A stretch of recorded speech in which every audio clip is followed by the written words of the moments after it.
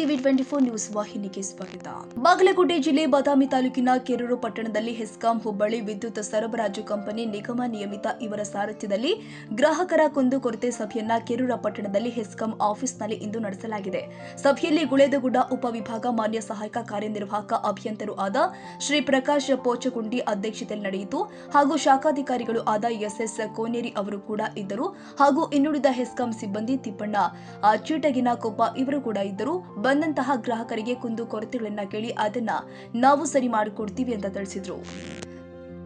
ಕನ್ನಡಿಗರ ಮೆಚ್ಚಿನ ನಿಮ್ಮ ಟಿವಿ 24 ಕನ್ನಡ ನ್ಯೂಸ್ ವಾಹಿನಿ ಇದೀಗ ಟಿವಿಯಲ್ಲಿ ಲಭ್ಯ.